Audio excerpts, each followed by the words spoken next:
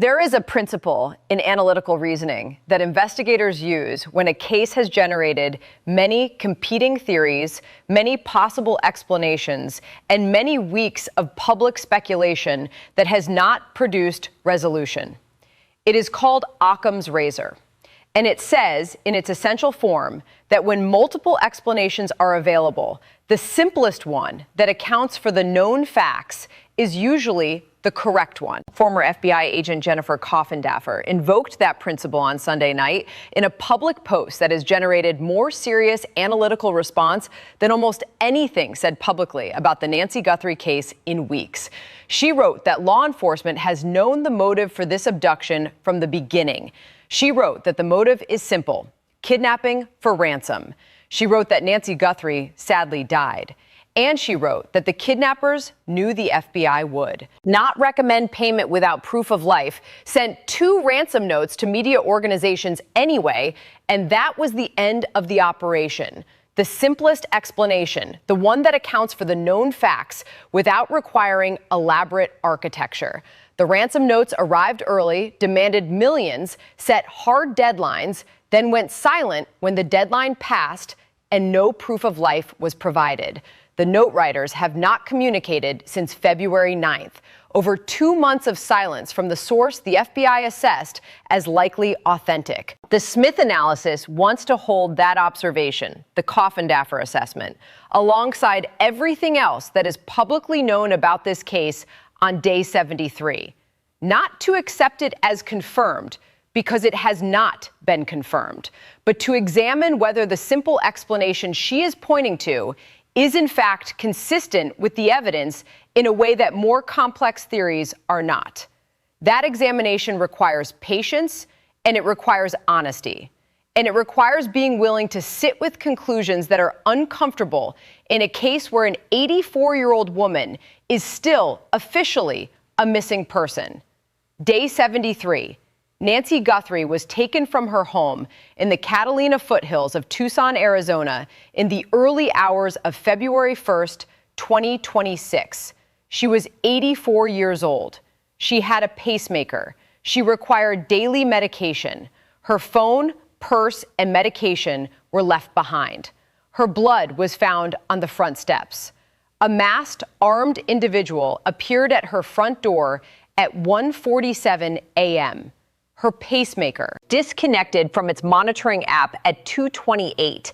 The family has offered $1 million for information. The federal reward has reached $100,000. No arrest has been made. This is part 1 of 5. The Smith analysis begins where all serious analysis of this case must begin, with what the evidence says and with what the people who know law enforcement best are now willing to say out loud. Let us examine Coffindaffer's argument carefully because it deserves that treatment. She writes that law enforcement has known the motive from day one. That is not a new claim in its first part. Sheriff Nanos has said multiple times that investigators have had strong beliefs about what happened from the beginning of the investigation and that those beliefs have not diminished. What Coffindaffer is doing is naming what those beliefs are, which the sheriff has consistently refused to do publicly. The motive she names is kidnapping for ransom. She does not present this as speculation. She presents it as what law enforcement told her. That framing matters. She is not a commentator guessing from outside the process. She is a named former federal agent with professional relationships in law enforcement, who is saying she has been told directly what the operating theory is. Her evidence for the outcome, that Nancy did not survive, follows logically from the ransom argument as she lays it out. The kidnappers sent 2 notes demanding millions. The FBI's standard protocol requires proof of life before recommending payment. Proof of life was never provided. The family was prepared to pay and held back because investigators believed they could trace the Bitcoin wallet. The trace failed. The deadline passed. The note writers went silent. In Coffindaffer's reading, the silence is not a pause or a regrouping. It is the conclusion. the operation ended when the money failed to arrive and when the kidnappers knew, because of how the FBI handles ransom cases, that payment without proof would not happen. They sent 2 notes as their one attempt at collection. When it did not work, the operation was over. She adds one final element, Occam's razor. Even the Guthrie family knows. She is referring to something Savannah Guthrie said in her own words during her public interview last month. Savannah described a conversation with her brother in which they discussed whether the motivation was financial, specifically whether someone saw Nancy as a way to extract money from a well-known family. She said that would make sense. She also said the family does not know for certain, but the direction of her thinking and her brother's thinking is the same direction Coffindaffer is pointing. The Smith analysis does not read that as confirmation. It reads it as alignment. 2 separate sets of people, one inside the investigation and one living inside the grief, arriving at the same simple answer from different directions. There is one more element that is worth examining carefully. Sheriff Nanos has said specifically, it's come out from day one. From day one, we had strong beliefs about what happened, and those beliefs haven't diminished. That phrasing, come out from day one, is unusual. It suggests that the motive was not something investigators arrived at through a lengthy deductive process. It was something visible almost immediately, something that was present in the evidence, the context, or the communications of the first 24 to 48 hours in a way that pointed clearly toward a specific answer. A ransom demand arriving at a local media station on February 2nd, just one day after Nancy was reported missing, would be visible from day one. The positioning of those early notes, their content, their structure, and the family's public response in which Savannah Guthrie said, "We will pay." All of it is consistent with a ransom primary motive that was clear to investigators from the moment the first note arrived. Now the pre-abduction pattern, because this week, the picture of how this operation was planned became significantly more detailed. The FBI is asking residents in the Catalina Foothills community for home security footage from 2 specific dates, January 11th and January 24th. Both fall on weekends. Both precede the abduction by 3 weeks and 1 week, respectively. The family of Nancy Guthrie has publicly named January 11th as a date they are asking the community to focus on, citing it in the same sentence as the night of January 31st. When journalist Brian Enton asked a neighbor about the FBI request for January 24th footage, the neighbor confirmed that agents had visited and reviewed footage from that specific date without indicating what they were looking for. The absence of explanation is itself informative. When FBI agents sit with a neighbor and review footage from a specific date, they have a reason for that date. They are not browsing randomly. They have a data point, a cell tower ping, a partial image from another camera, a pattern identified in the broader digital sweep that caused them to look at that date specifically. January 11th, January 24th, and January 31st. 3 Saturdays or the early hours of Sunday morning across a 20-day window. The person who took Nancy Guthrie was present in or near her neighborhood on at least 2 of those dates before the night of the abduction, potentially on all 3.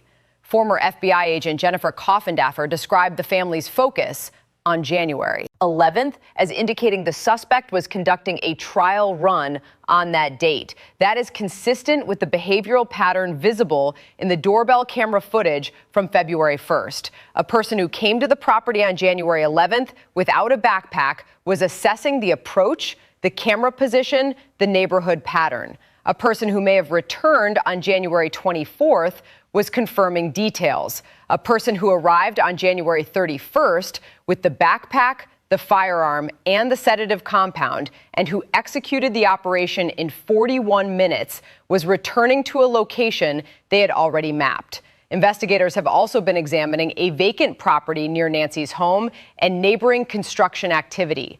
Agents returned to the Catalina Foothills neighborhood to ask fresh questions about a property that was vacated shortly before her disappearance and about contractors and workers who were active in the area in the weeks before February 1st.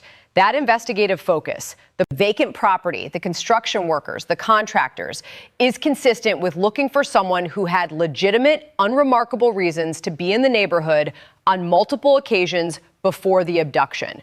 A person working construction or servicing a vacant property in the same neighborhood as Nancy Guthrie would have had repeated access to the area, would have been visible without triggering suspicion, would have had the opportunity to observe patterns, which homes had residents home during the day, which streets were quiet at night, which properties had security cameras, and where they were positioned. The Smith analysis is not suggesting that a construction worker or contractor took Nancy Guthrie. What the analysis is pointing to is the investigative logic behind the FBI's focus on those specific categories of neighborhood access.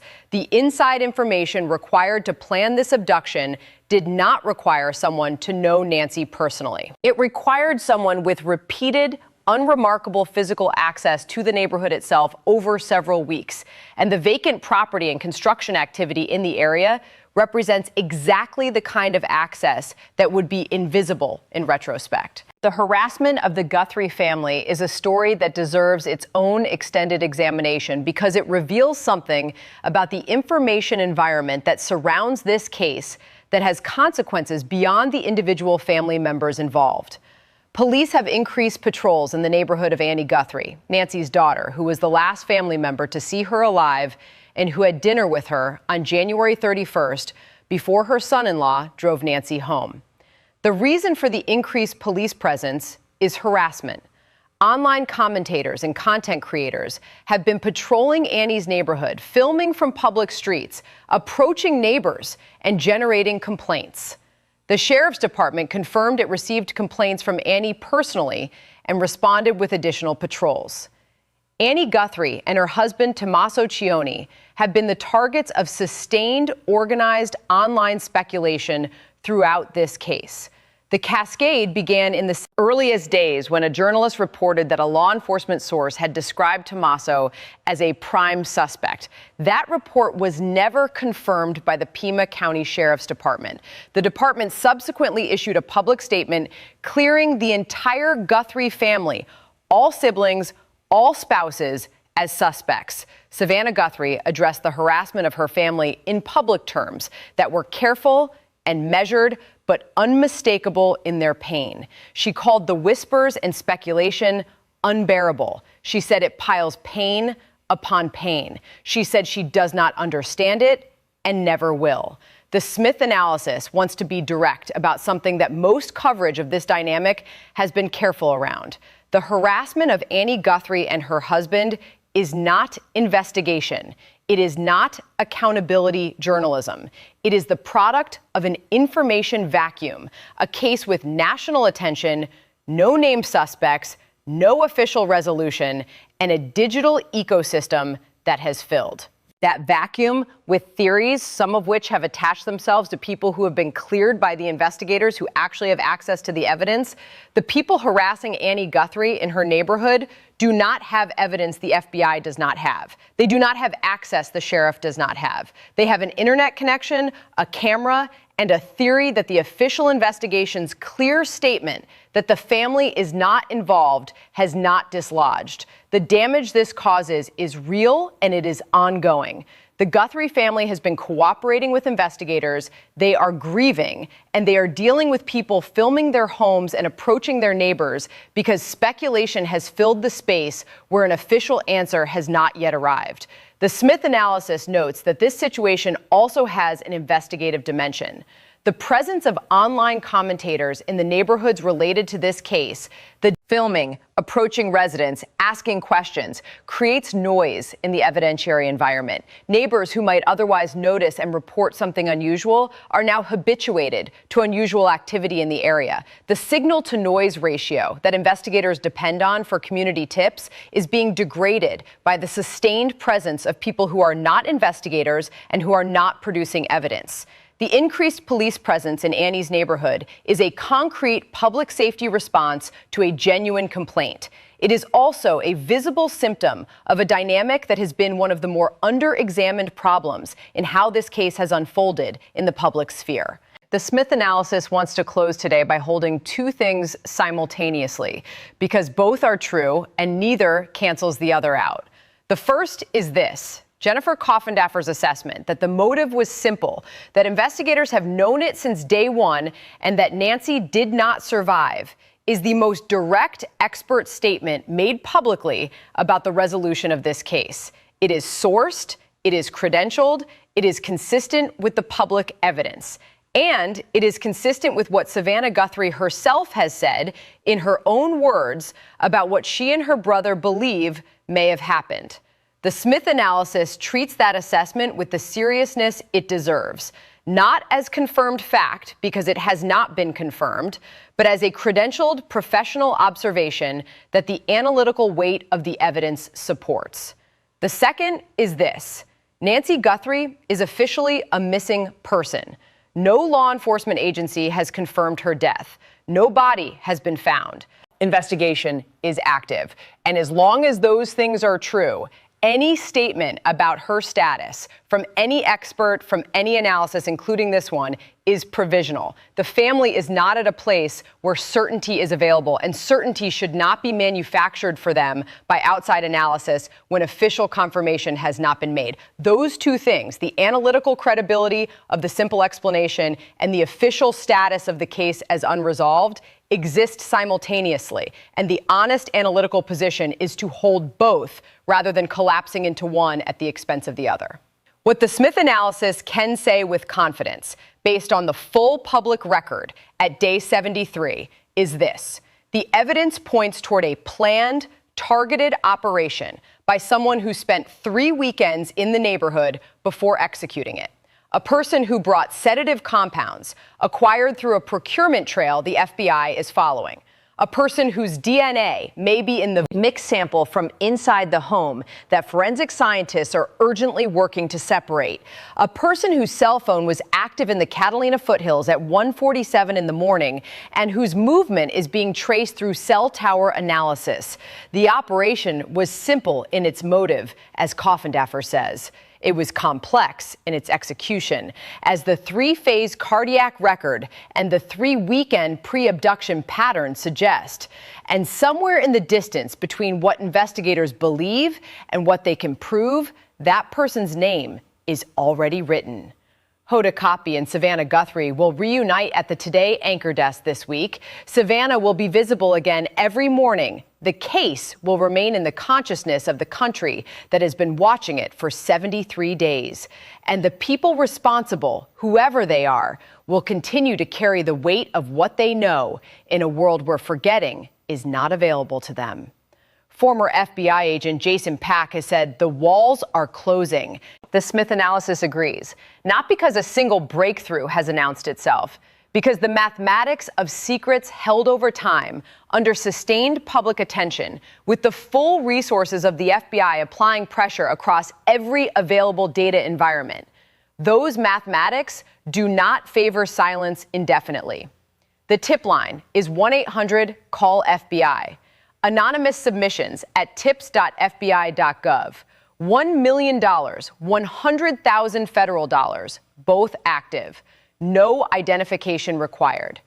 Nancy Guthrie deserves to be found. Her family deserves to know. The Smith analysis stays with this case for as long as that remains true.